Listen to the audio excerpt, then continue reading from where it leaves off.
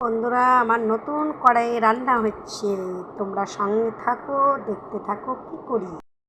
গরম হয়ে গেছে, গোটা জিরা দিয়ে দিলাম, দেখো একটু রসুন দিয়ে দিচ্ছি,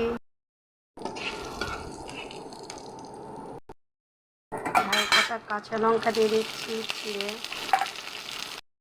বেশি ভাজবো না, হালকা একটু ভেজে। এখন দেখো এটা কি দিয়ে দিলাম আমি, দেখতে পাচ্ছ এটা কি। রান্না করার খুবই একটা শখ ছিল আমার, তাই আমার বর আমাকে ভালোবাসে না, তাই এনে দিয়েছে।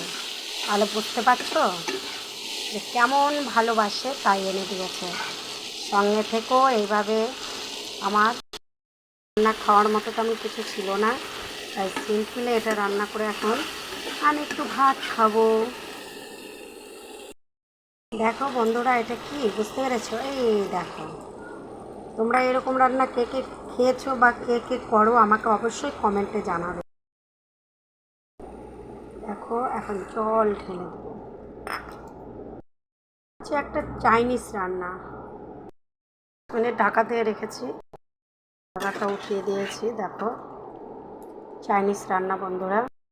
দেখো বন্ধুরা, একটু জিরার গুঁড়ো উপর দিয়ে দিচ্ছি।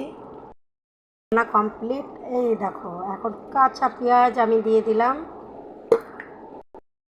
পেঁয়াজটা দেখো শরীরের পক্ষে একদম ক্ষতি যে সেটা নয়, অনেকটাই উপকারী। দেখো 5 মিনিট রেখে দেবো, তারপরে হয়ে যাবে।